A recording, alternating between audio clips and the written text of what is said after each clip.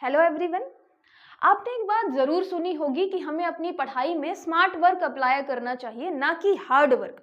ये smart work क्या होता है, हम अपनी पढ़ाई को कैसे स्मार्ट बना सकते हैं, तो आज हम यही डिस्कस करेंगे। मैं बहुत ही सरल शब्दों में आपको बताऊंगी कि कैसे आप अपनी पढ़ाई को स्मार्ट बना सकते हैं और सिलेक्शन प्राप्त कर सकते हैं।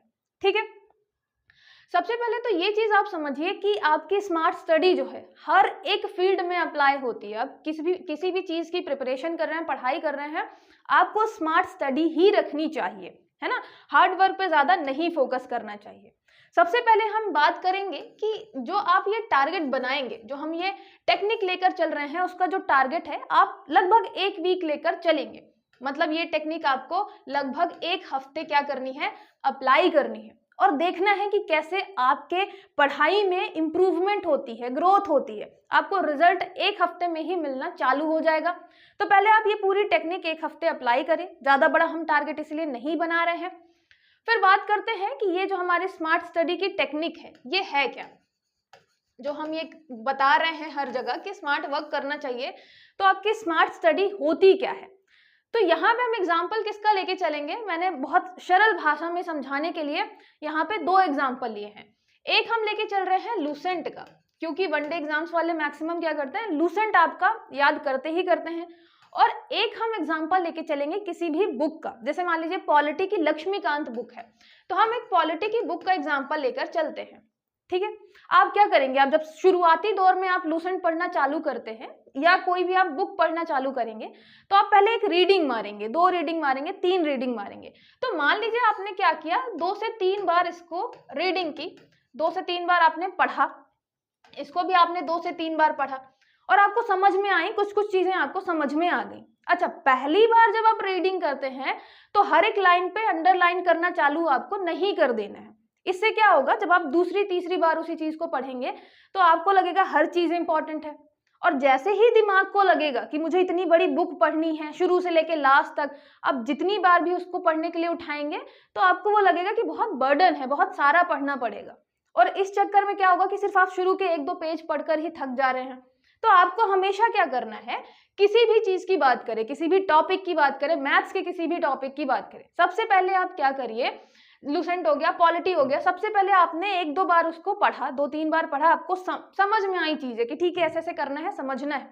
कुछ चीजें ऐसी होंगी जो आपको 2-3 बार में समझ में आ जाएंगी, याद भी हो जाएंगे। तो आपको 2-3 बार में ही कुछ चीजें याद हो गई हैं। ठीक है, आपको यहाँ पे भी पॉलिटी में मान लीजिए आप डिटेल में पढ़ना है तो आपको कुछ चीजें अच्छे से समझ में आ गई हैं, प्रधानमंत्री कैसे काम करते हैं, राष्ट्रपति कैसे काम करते हैं, सारी चीजें। तो आपको कुछ चीजें यहाँ पे क्या हो जाएंगी, बिल्कुल डायरेक्टली याद हो जाएंगी। अब कुछ चीजें जो हैं आपको 2-3 बार में ही ये समझ में आ जाएगा कि इसमें से कुछ चीजें ऐसी हैं जो याद नहीं है। अभी आपको जब 2-3 रीडिंग में पता चलेगा कि कुछ चीजें ऐसी हैं जो याद नहीं है, या तो आपको उस पार्ट में इंटरेस्ट नहीं आ रहा या वो आपको याद करने में टफ लग रहा है। मान लीजिए हम लूसेंट के किसी फैक्ट की बात करें तो कोई फैक्ट कठिन है, कोई ईयर ऐसा है जो याद नहीं हो रहा, बार बार भूल रहा है। सेम ऐसे हम पॉलिटी की बात करें कि कुछ ऐसी चीज है जो आपको समझ में नहीं आ रही एक बार में, तो वो याद भी नहीं हो रही है। तो आपको कंफर्म हो गया 2-3 बार में कि ये चीज मुझे याद है, ये चीज दिमाग में बैठ गई है अच्छे से, है ना। और एक चीज है जो मुझे याद नहीं है।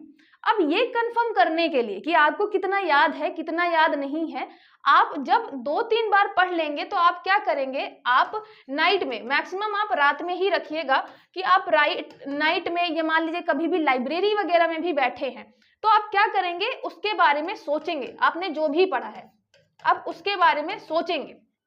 जैसे मान लीजिए आपने कोई भी वीडियो देखा है, आपने मैथ्स का कुछ सॉल्व किया है, लूसेंट का कुछ आपने फैक्ट याद किया है, आप उसको शांति से बैठ के सोचिए कि आप कितने फैक्ट याद कर पा रहे हैं। आपने 2-3 बार पढ़ा है, आप उसको कितना रिटेन कर पा रहे हैं, कितना याद कर पा रहे हैं। जितना पोर्शन आपने याद कर लिया मतलब वो आपके दिमाग में अब स्टोर हो चुका है, उसको बार बार पढ़ने की जरूरत नहीं है। आपको उसमें जब आप सोचेंगे तो उसमें आपको एक पोर्शन ऐसा मिलेगा जो क्या है, जो आपको याद नहीं है। तो आपको कंफर्म हो जाएगा कि ठीक है मैंने इतना पोर्शन पढ़ा, मुझे इतना याद है, इतना याद नहीं है। अब आप क्या करेंगे, जब आप उस पोर्शन को फिर से उठाएंगे जो याद नहीं है, तो आप क्या करेंगे, उसको आप अंडरलाइन करना चालू करेंगे। अंडरलाइन, आप उसको अंडरलाइन कर लीजिए कि मुझे ये चीज जो है वो याद नहीं हो रही है ना, इसमें थोड़ा सा कठिनाई हो रही है याद करने में।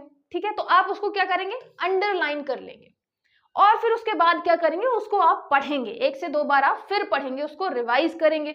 जैसे ही आप उसको रिवाइज करते हैं, याद करते हैं, आपने रिवीजन कर लिया इसका, फिर क्या करना है आपको, फिर इसके बाद बैठ के आराम से एक बार सोचना है। अच्छा, ये प्रोसेस मैं क्यों बोल रही हूँ कि आपको फिर बैठ के सोचना है। जब आप सोचते हैं, जब आप बुक वगैरह बंद करके खुद से बात कर रहे होते हैं, सोचते हैं, तब एक्चुअल में पता चलता है कि आपको रियल में कितना याद है और रियल में क्या भूल रहा है। मान लीजिए ये वाला पोर्शन जो है आपने याद कर लिया, आपने रिवाइज किया, आपको याद है। ये वाला पोर्शन जो आपको एक बार में नहीं याद हुआ था, वो आपने फिर अंडरलाइन किया। अब दोबारा जब आप पढ़ेंगे तो आप सिर्फ अंडरलाइन वाली चीजें पढ़ेंगे, चाहे वो बुक में हो, चाहे आपके लूसेंट में हो, या कोई मैथ्स वाला आपका टॉपिक है तो आप मैथ्स का भी टॉपिक वही पढ़ेंगे जो आपसे नहीं आ रहा। क्योंकि हमारा दिमाग कैसे काम करता है, आप देखेंगे लूसेंट में जब हम शुरू करते हैं, तो अगर हम शुरुआत से बिल्कुल चालू करते हैं पढ़ना, तो हम बार बार पूरी बुक पढ़ते हैं। उसकी वजह से जो हमें फैक्ट याद है वो हमेशा याद रहते हैं, और जो फैक्ट याद नहीं है, जिसमें थोड़ा भी कंफ्यूजन है, वो लास्ट तक हमें कंफ्यूजन ही रहता है। ये आप बिल्कुल अपना मतलब आप किसी से भी पूछ लीजिएगा, खुद भी आप एक्सपीरियंस करेंगे इस चीज के बारे में कि जो याद है वो हमेशा याद रहता है, लेकिन जो याद नहीं है वो हमेशा आपको कंफ्यूजन होती है। पेपर में भी वही ही गलत हो रहे हैं क्वेश्चन, उसी ही टाइप के। तो आपको क्या करना है, जो याद नहीं है उसको सबसे पहले अंडरलाइन करना है, और जब आप सेकेंड टाइम रिवाइज करेंगे तो सिर्फ और सिर्फ वही चीजें करनी है जो आपने अंडरलाइन कर रखी है, उसको आप 1-2 बार रिवाइज करिए, उसकी प्रैक्टिस करिए कि वो आपको याद हो रहा है कि नहीं। जब आपने उसको रिवाइज कर लिया, याद कर लिया, फिर उसको बैठ के सोचिए कि अब मुझे उसमें से क्या याद नहीं है। यहाँ पे आप देखेंगे कि जब तीसरी बार आप यही चीज कर रहे होंगे, आपने ये देख लिया कि ठीक है मुझे ये याद है, ये याद नहीं है, अंडरलाइन कर लिया, रिवाइज कर लिया, जब आपने सोचा तब इसमें से आपको बहुत ही कम फैक्ट मिलेंगे जो कि अभी भी याद नहीं हो रहे हैं। बहुत ही कम फैक्ट होंगे जो अब लास्ट में बचेगा कि यार ये तो अभी भी याद नहीं हो रहा है, बहुत ही कठिन है, ये बार बार भूल जा रहा हूं मैं। तो अब क्या करेंगे, अब आप इन सारे फैक्ट को, ये जो आपके फैक्ट है, इनको क्या करेंगे, इनको आपकी जो छोटी छोटी चिट आती हैं, आपने देखा होगा ऐसे दीवारों पे भी चिपक जाती हैं, आप कॉपी में भी चिपका सकते हैं, तो वो आपकी जो चिट आती हैं वहां पे आप लिख लेंगे छोटे छोटे शब्दों में पॉइंट बना के, जो भी आपको फैक्ट नहीं याद हो रहा है। आप चाहे तो रफ का भी यूज कर सकते हैं, तो चाहे वो आप चिट बना के दीवार में चिपकाइए या कहीं पेपर में चिपकाइए, या तो आप रफ में एक साथ वो फैक्ट लिख लीजिए जो इतनी बार रिवाइज करने के बाद भी आपको याद नहीं आ रहा है या उसको याद करने में बहुत कठिनाई हो रही है। तो लास्ट में जब आप ये चिट देखेंगे, क्योंकि दीवार में चिपका रखी है आपने, है ना, ऐसा भी नहीं है कि पूरी दीवार भर लेनी है, आपको बस वही चीज लिखनी है जो सबसे लास्ट में मतलब 3-4 बार रिवाइज करने के बाद भी आपको याद नहीं हो रही है। उसके बाद क्या करेंगे, आप उस चिट की चीजें याद करेंगे। इससे ये होगा कि शुरुआत से लेके लास्ट तक आपको हर एक चीज याद रहेगी, और आप सिर्फ फोकस किस पे करेंगे, इस पे हमारा फोकस किस चीज पे है, इस पे हमारा फोकस सिर्फ इस चीज पे है कि आप जब रिवाइज करेंगे तो आप फोकस उस चीज पे करें जो आपको याद नहीं है, ना कि उस चीज पे आप अपनी ज्यादा एनर्जी वेस्ट करें जो आपको ऑलरेडी याद है या जो आपसे ऑलरेडी बनता है। नहीं तो हमारा माइंड कैसे काम करता है कि उसको जो चीजें अच्छी लगती हैं बार बार हम वही पढ़ते हैं, और लास्ट में ये होता है कि जो चीजें हमें आती हैं सिर्फ वही आती हैं, जो नहीं आती वो हम बार बार छोड़ देते हैं। इसीलिए इसका जो मेन मोटिव है, आपके स्मार्ट स्टडी का मेन मोटिव क्या निकलता है यहाँ पे, कि आप उन चीजों पे ध्यान देंगे जो आप इग्नोर करते हैं। आपने एक बार रिवाइज किया, नहीं याद है, तो फिर उसको आपने अंडरलाइन किया, तब नहीं याद हो रहा उसके बाद भी, तो फिर आपने उसको चिट बनाई, चिट में लिखा और फिर उसको रिवाइज किया। आपका ध्यान जाएगा बार बार चिट में, दीवार में ध्यान जाएगा, तो आपको ऑटोमेटिकली थोड़े टाइम बाद वो चीजें याद हो जाएंगी। अब यहाँ पे एक आपका शब्द जो आता है स्मार्ट, उसका क्या मतलब होता है, यहाँ पे हम देख रहे हैं कि आप है, यहाँ पे जो वर्ड है स्मार्ट, इसका मतलब क्या है। तो इसका मतलब सबसे पहले एस का मतलब होता है स्पेसिफिक। स्पेसिफिक, हम स्मार्ट स्टडी की बात कर रहे हैं तो एस मतलब स्पेसिफिक। हमें स्पेसिफिक होना पड़ेगा कि हमें क्या चीज याद है, क्या चीज याद नहीं है, और जो याद नहीं है, जिस पे हम थोड़ा सा वीक है, हमें उस पे ज्यादा फोकस करना है, अपनी पूरी एनर्जी हमें ले जाना है उस चीज पे जो हमें याद नहीं है। तो हमें ये स्पेसिफिक होना पड़ेगा, है ना। ये नहीं कि हमने पूरी लूसेंट ऐसे अंडरलाइन कर दी है, हम जितनी बार पढ़ते हैं पूरी लूसेंट पढ़ते हैं शुरू से लेके लास्ट तक, ऐसा नहीं होना चाहिए, आपको स्पेसिफिक होना पड़ेगा कि आपको क्या याद नहीं है, ठीक है। फिर M4 होता है आपका मेजरेबल।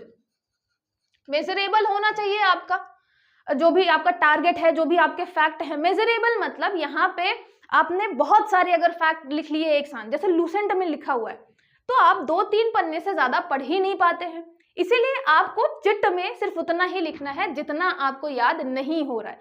तो उससे क्या हो जाएगा, मेजरेबल हो जाएगा कि सिर्फ इतना ही याद करना है और सारी चीजें आपको याद है।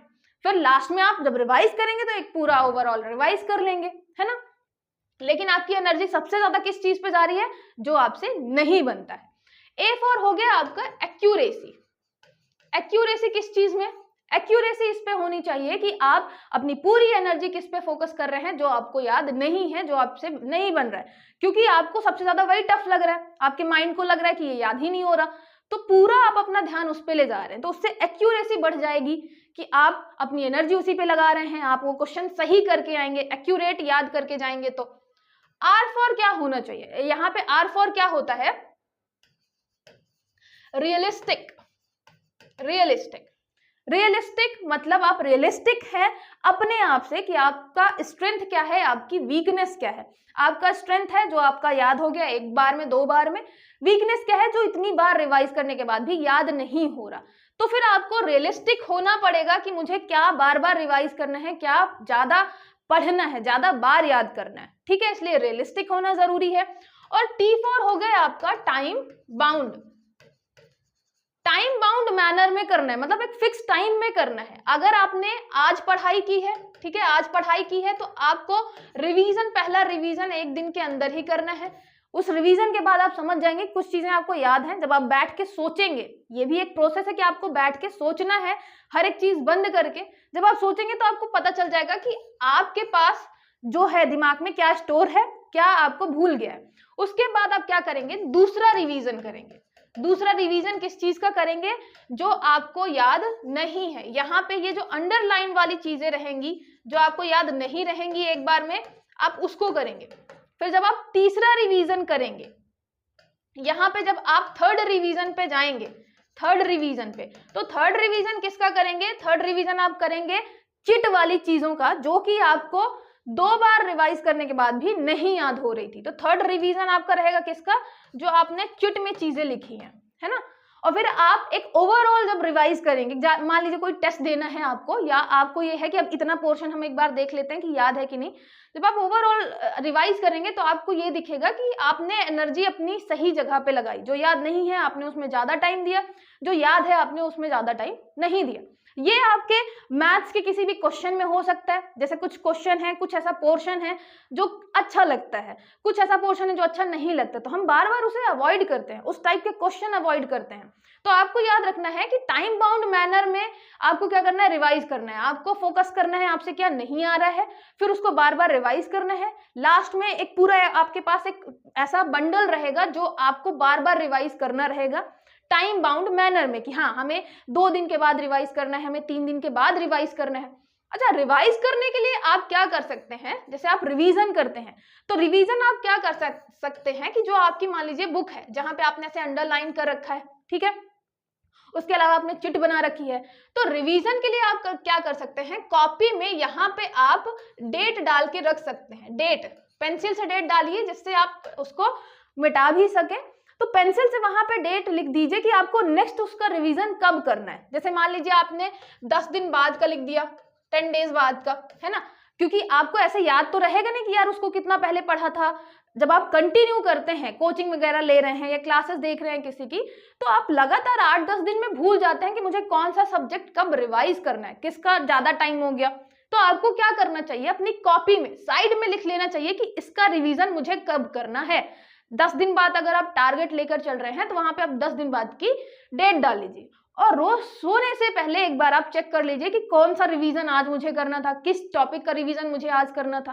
क्योंकि आपको पता है जितना भी आप पढ़ते हैं, अगर आप रिवाइज नहीं करेंगे आप सब भूल जाएंगे। तो रिवीजन बहुत जरूरी है, और रिवीजन करना स्मार्ट तरीके से वो और जरूरी है। तो आप क्या करिए, डेट फिक्स कर लीजिए कि इस दिन इसका रिवीजन है, इस दिन इसका रिवीजन है, और आपको दिखेगा कि रिवीजन करने में इतना ज्यादा कोई टाइम लगता है नहीं, आधे घंटे का खेल है सिर्फ। वो आधा घंटा आपको रात को सोने से पहले निकाल लेना है, ठीक है, तो ये है हमारे स्मार्ट स्टडी। स्मार्ट स्टडी में स्पेसिफिक रहिए, मेजरेबल अपने टारगेट बनाइए, रियलिस्टिक टारगेट बनाइए, एक्यूरेसी के साथ आगे बढ़िए, उसके बाद टाइम बाउंड मैनर में आगे बढ़िए, रिवाइज करिए। तो इतने दिन बाद मुझे रिवाइज करना ही है, रिवीजन बहुत ज्यादा क्योंकि जरूरी है। ये है आपके स्मार्ट स्टडी। जितना ज्यादा अच्छे तरीके से आप स्मार्ट स्टडी करेंगे उतना ही ज्यादा अच्छे तरीके से आपको हर चीज याद रहेगी और उतना ही जल्दी आपको सफलता भी मिलेगी। ठीक है।